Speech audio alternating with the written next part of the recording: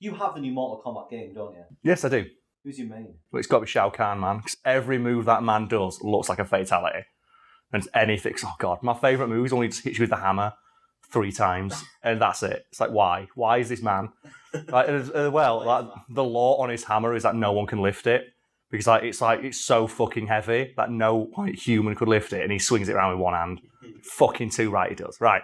Mortal Kombat is a series known for its comedic ultra-violence and surprisingly deep world building, which has led to a phrase coined by fans, which is, you come for the gore, stay for the law. Speaking of law, did you know that the character of Johnny Cage originally was going to be Jean-Claude Van Damme? So what does Jean-Claude Van Damme, kicking man, action man? Yes. What's that got to do with Mortal Kombat? Well, a lot, in fact, and he is indirectly responsible for the entire fucking series, because originally Mortal Kombat was going to be a Jean-Claude Van Damme vehicle. So it was supposed to be a Jean-Claude Van Damme action game, and then later it was going to be a combat game with him playing the titular character.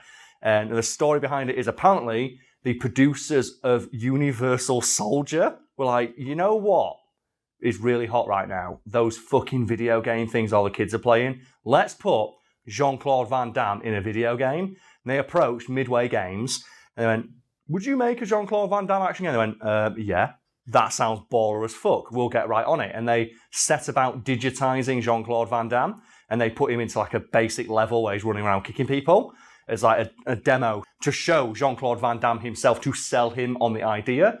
And apparently the deal just fell through, because apparently Jean-Claude Van Damme did not want to be in a video game kicking the shit out of people. And as I'm saying, I expect in the background, just panning across, is the greatest title piece of media in history, which is Street Fighter, the movie, the video game. Which is so pointless, because Jean-Claude Van Damme, he's Guile in Street Fighter, the movie. All-American action guy, Guile. Because have you ever heard the story of the casting of Jean-Claude Van Damme in that movie? Because Guile is supposedly, in the context of Street Fighter universe, he's like the all-American action man. He's even got like a fucking America tattoo on his arm.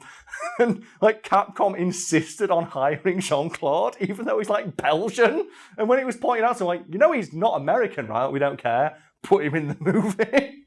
And to be fair, he did do a flash kick, which I appreciate. But there's a great story about like the behind-the-scenes making of that video game, because all the actors who appeared in it were contractually obligated to appear in the video game as well. And the only one who didn't was, I think, the guy who played T-Hawk and Raul Julia, who was dead when they made the game. So they got his body double in and put him in instead. But the story about like the guy who played T-Hawk is he just left. And they came into film, like, because I think they filmed it in like Hawaii or something. They came in like, oh, you need to come in and do all your shoot, like the shooting for the video game. He just wasn't in his trailer. It was cleared out, so they couldn't put him in and no one could find him. And apparently the shoot was just a huge party and everyone was getting drunk and doing drugs. And Jean-Claude Van Damme's like, yeah, do you know, I slept with Kylie Minogue during that shoot, Yeah, I hit that. Which I don't know whether to believe it or not. Because as far as I'm aware, Kylie Minogue has never confirmed whether or not she did sleep with Jean-Claude Van Damme. But like Van Damme's like, yeah, I hit that. I think Kylie should be bragging about hitting Van Damme. I think he does the splits in the bedroom. So that's his move, innit? Because that is like the move, innit, that Jean-Claude Van Damme does. If two people did the splits together, do you reckon they could achieve like penetration? Yes, of course they could. Just like, too much of that. You need to expand. Like, there's videos out there, mate, you can watch. That'll teach you all you need to know. We're not getting to this topic. Okay, no. I was just about to say some strange stuff. But we can just say the famous joke, Joe, and like the jokes that make you go, ugh, is what's the most disgusting thing you can think of? Oh, it's a cheerleader doing the splits and sticking to the floor. There it is.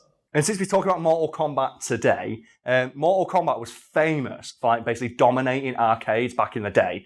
Because there's a thing, have you ever heard about the loudness war between arcade cabinets back in the day? So basically, back then, arcades were fucking loud. So if you wanted your new game to stand out, just make it louder than everybody else. And Mortal Kombat and Mortal Kombat 2 were famous, or infamous, I should say, for like having the loudest cabinet going.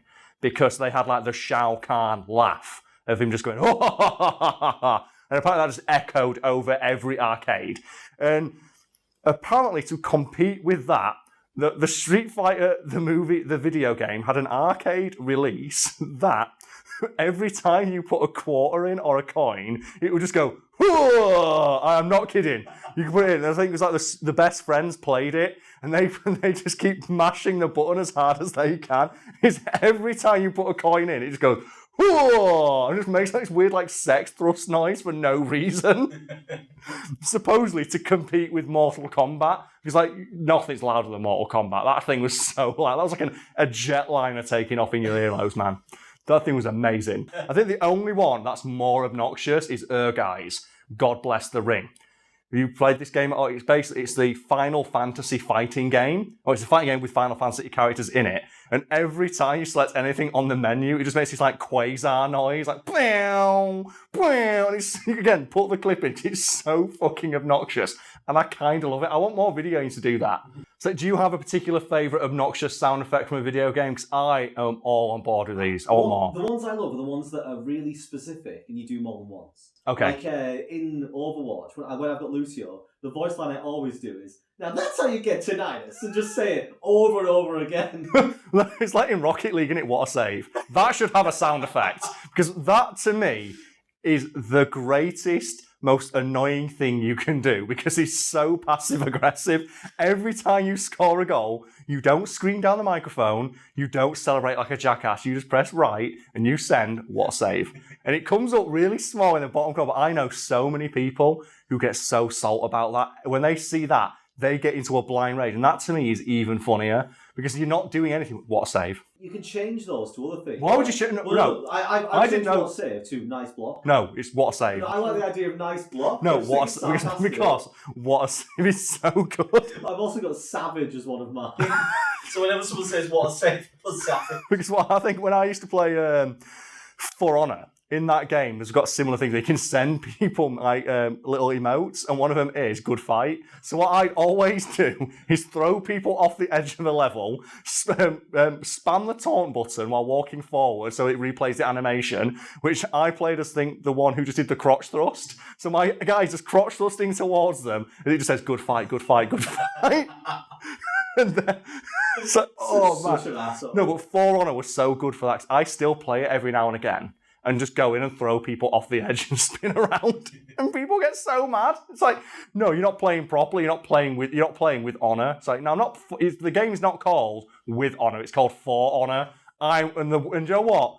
I'm not the guy who fell off like a jackass, but I don't mind. I like it because if we're talking about sound effects, every time your guy falls off the edge, he just goes, ah. Like, they don't even scream loud. I think, like, the sound, like, leveling isn't right. Because, like, whenever you fall off the edge, like, and you can fall like, into a river and you die, and your guy just goes, ah. And it's so quiet. I kind of love it. And then when you go, good fight.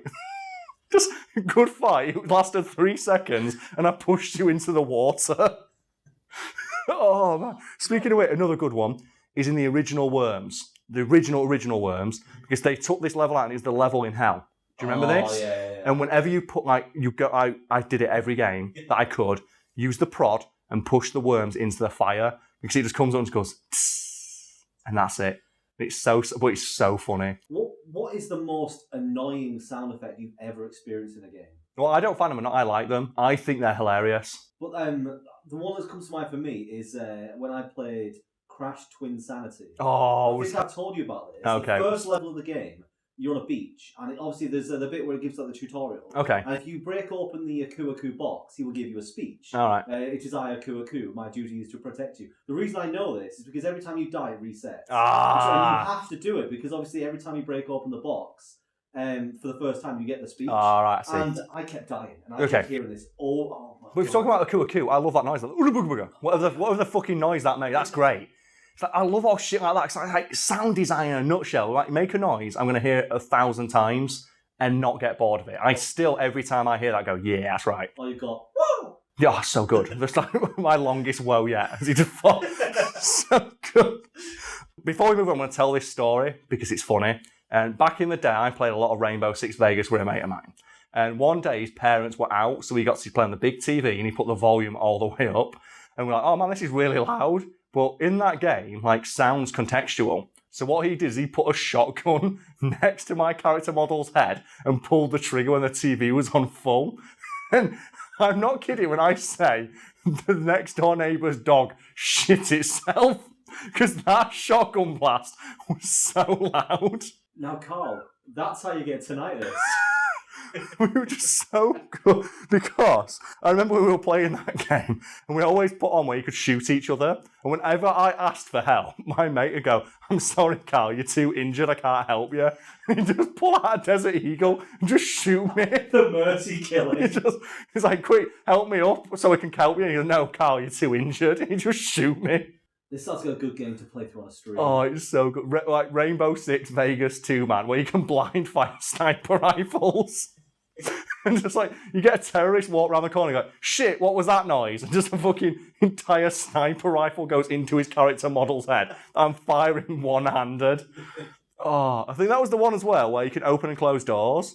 And my mate was trying to get through a door, but I was trying to open it for him. So what it looked like is that the door was opening and closing really like quickly as he'd just thrown a grenade. So all I heard was my mates go, "Shit, shit, shit," as the door just like vibrates backwards and forwards. I'm not letting him out. Heard an explosion and then silence because he died. Which online game was it that was ruined by people standing in doorways? I think every online game. It was a game where you couldn't move other players' characters. So all you need to do is stand in a doorway and they can't get through. So people would just block major areas. Well, that's like The Division. When that game first launched, the first thing you've got to do is go talk to a guy, but you can only talk to him one person at a time for some reason. So people had to form an orderly queue online. But oh man, speaking of queue, fuck it, this is going. You've got to put this clip in before we move on because this clip is amazing. I think it's a Lord of the Rings MMO that came out once where someone realised if you sat in a chair and you clicked the follow button, you would move in the chair. So what people would do is they would get all sit in a throne and all click to follow the same player. And when that player's running around and they get so annoyed, they run away. But they're being constantly followed by just a snake of people sat in thrones that are hovering. And they follow them throughout the entire game, just taunting them. So Jean-Claude Van Damme didn't want anything to do with this fighting game? No, but Midway kind of liked the idea of a combat game with featuring digitized actors. And what they did is they retooled the idea to become Mortal Kombat. And there's a great story behind Mortal Kombat. Apparently, they were just going to originally call it Kombat with a K because they thought it looked cooler. And prior to that, when Van Damme was involved, do you know what the name of the game was? Van Damme. That was the name. The thing is, that's pretty cool. After Van Damme didn't want anything to do with the project, they took away the name Van Damme. And I think they originally were like Kommitted was one of the names, or Dragon Fighter was another one. And they settled on Combat with a K and then put the Mortal in front of it. And they went, well, the rest is history.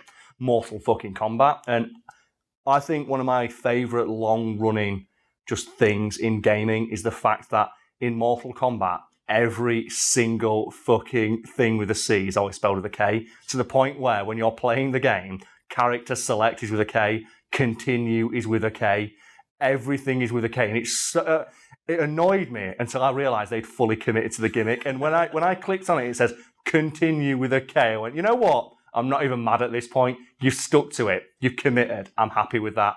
But I fucking that idea is that everything is spelled with a K, like character select and shit like that. Should we put the title of this video with Jean-Claude with a K? Yes, it's got to be. Yeah.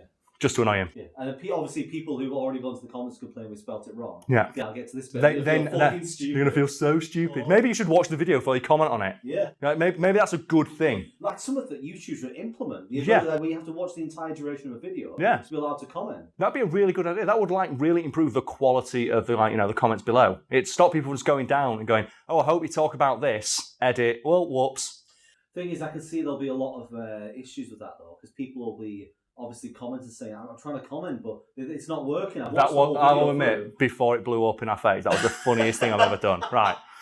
So Jean-Claude Van Damme didn't want to be in the game. No, but he's still technically in the game because they decided after they went, okay, we're going to make a fighting game featuring digitized actors. Fuck it, we put in Jean-Claude Van Damme in anyway, and they made a character called Johnny Cage. And Johnny Cage's likeness and moveset is based on that of Jean-Claude Van Damme. And as if they weren't happy with jacking Van Damme's likeness, they establish in the story that Johnny Cage is an egocentric dickhead actor who's only joins the Mortal Kombat tournament to prove that he's a good martial artist and it's not all done with stunt guys and all that crap. The unnecessary dunking of Jean-Claude Van Damme. You know what? I don't want to work on this project. Okay, we're going to pay homage to you in this game by basing the biggest dickhead character in it on you. They even went as far as like Johnny Cage's original costume in Mortal Kombat 1 is the costume that Jean-Claude Van Damme wears in Bloodsport, like the black trousers with the red sash. And then they gave him the split punch, the package check, like the best move in the game, is based on something that Jean-Claude Van Damme doesn't want to do. He just does the splits and punches the guy in the nuts. And they said, we put that in because it's so stupid, we kind of love it. And also, it's making fun of Jean-Claude Van Damme, and that's great. I love that shit. Oh. I love how this story is basically a reverse Wu-Tang Taste the Pain. Basically, yeah. Because obviously this one is an actor was going to be in a game and they turned it into a different game. Yeah, and then Wu-Tang Taste the Pain is Thrill Kill was a game that was made, got cancelled because controversy, so they just put the Wu-Tang Clan into it. Did you ever hear the story about what Thrill Kill was going to be originally? So if anyone doesn't know, Thrill Kill was just this like combat brawler that was really controversial at the time for just being super violent and full of like sexual imagery and suggestive content. And it started life as a basketball game where you played as Mayan gods. And it somehow evolved to become... yeah, exactly. Exactly. Like Brad's trying to count on his finger. If I put on behind me on a whiteboard and said, Mayan basketball game where, BDSM dwarf on stilts kicks the shit out of a dominatrix, you'd be like, what? And the thing about the Mayan gods is also, it reminds me of you know what I mentioned at the beginning, like Mortal Kombat has surprisingly deep lore and world building. Like, I'm not fucking kidding. So do you know the backstory to why Johnny Cage has superpowers? Johnny Cage, he's got the green energy. They actually call it just green energy in the game. And he can do the shadow kick and the shadow ball. And the explanation for that is Johnny Cage is inexplicably a descendant of a warrior race that was bred specifically to fight for the amusement of the gods in the Mortal Kombat universe. And they had this mysterious green energy. And Johnny Cage can use that now. Isn't that weird? Isn't that fucking cool? I mean... Oh no, I love it. I love all the backstories in Mortal Kombat are amazing. Like Sub-Zero, like my main man. I fucking love the idea of that. Sub-Zero in the games is the second Sub-Zero, and his brother died and become Noob Saibot. And Noob Saibot in the new game is just like the roast master extraordinaire. There are like supercuts out there. All he does is just annihilate people in the pre-match banter. Like, I think Shao Kahn's like, join me and conquer realms, and Noob Saibot's like, name one realm you control. It's like, it's so bad. Like, have you seen some of the interactions in that game? They're amazing. You've shown me a few. Like, every character in the game has half an hour of unique interactions with every other character in the game, including themselves. And they have multiple ones. And they're all hilarious. Like, Johnny Cage, I think he fights Garrus, a man who can control time and has lived basically since the dawn of existence. And he says to Johnny Cage, actors leave no mark on history. Do you know what Johnny Cage's response to that is? What? Ronald Reagan. Which means that Ronald Reagan exists. He was an Earthrealm president. It's like, that's so fucking good. I think it's Kung Lao as well, the guy with the weird, the hat. All he ever talks about is his hat. He knows his personality is based on that hat. I think Aaron Black, the cowboy, was from one hat man to another. Cool hat. And Kung Lao's like, can you kill a man with your hat? And Aaron Black was, you're just making it weird now, Kung Lao, let's fight. And I think Sub-Zero and Scorpion have had the best ones. Because I think in Mortal Kombat X, they have one where Sub-Zero basically says, really, Scorpion, we're going to do this again. It's canonically, they've been fighting for over a decade. And in Mortal Kombat 11, Scorpion becomes a good guy. It's like, yeah, he's back. Cool Scorpion. And you have this line where Devora the Bug Lady goes, I thought Scorpion was your enemy. And Sub-Zero makes a fist and goes, he was my equal. It's like, ugh, that's fucking too right. The ultimate bromance. Scorpion and Sub-Zero. They even have a mission where they fight together. And they whoop so much fucking ass. It's great. I love it. Goddamn, Sub-Zero's voice is so cool. I love him in that game. Yeah. You don't know what to say. You've not played much Mortal Kombat, have you? I'm just lost. I'm enjoying just you fanboying. Oh, because it's so good. Because it's just when he says he was my equal, it's fucking too right. And I think in that game they have a friendly rivalry now, even though they rip each other's head off at the end of the match. And they start the fight and go, one more time, Scorpion. He goes, why not? And I love that idea. It's like the Goku and Vegeta thing, where they're still enemies, but they'll beat the shit out of each other for fun. It's like, yeah, that's right. Scorpion with his, like, ability to use fire. And Sub-Zero, Cryomancer extraordinaire. Badass. Or when he fights his brother, and like Noob Sabot and he roasts him. Should we put this bit at the end as well? Maybe, if you want. So that's like... It's so good. So it's Mortal Kombat, man. Because they even have it in other NetherRealm games. Injustice, they have a similar thing. And Sub-Zero and Raiden are in that game. And they talk about it in Mortal Kombat 11. Where they say, I had a dream. Because, with a Caged Wonder and, a Dark Knight. And Sub-Zero's like, how do you know my dreams, Raiden? And apparently it's canon because when you fight against one of the gods, like the elder gods in the game, they mention that dream. And like Sub-Zero goes, wait, that was real? I actually fought Superman in one reality. Which is awesome, which means canonically Superman, like Sub-Zero beat up Superman. It's like, yeah, that's right. Fuck you too, right? Ronald Reagan. So the split nut punch, that's a homage to Van Damme. Yeah, because he does it in one of his movies, and like they found it so hilarious. I went, this is the move. This is the one that like Johnny Cage has to fucking do this, and it's the singular most effective move in the world because it even works on Goro. Like even Goro, like the four-armed Shokan Prince, like undefeated in combat for like 5,000 years or some shit. Even he is susceptible to a good old punch in the balls. You'd think one arm would protect his nuts. No, straight in the nut. And they put it in the movie, which is fantastic. Like the Mortal Kombat movie where just Johnny Cage punches Goro in the nuts. It's brilliant. And in Mortal Kombat X, they reference that moment because Johnny Cage, when he fights Goro, says, you owe me a new pair of sunglasses. Because like Goro in that movie destroys his sunglasses. We just for a moment talk about how bad that movie is because for years, like they never acknowledged it in any way in Mortal Kombat canon, except for like one throwaway line in Mortal Kombat X like 15 years later. And then, for the marketing for Mortal Kombat 11, the final trailer they did, they played the song. The song they've never used in any piece of media ever since that film came out. They played it for the trailer. It's like, you know what? You just sold a game.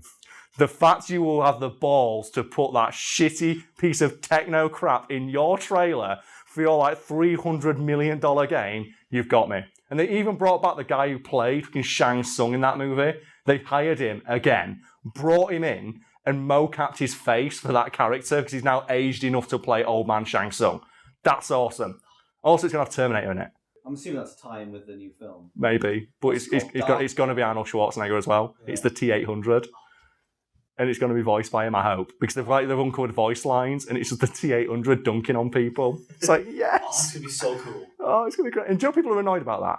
People are like, what's all these stupid guest characters in my Mortal Kombat game? Ugh, bring back Reptile.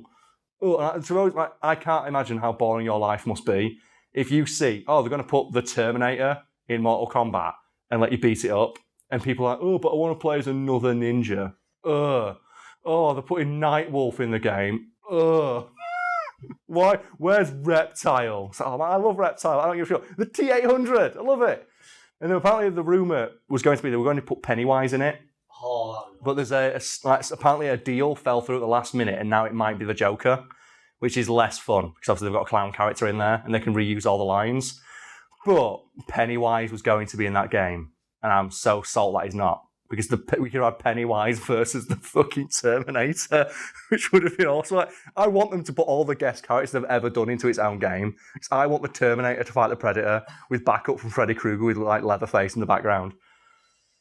Oh, there we go.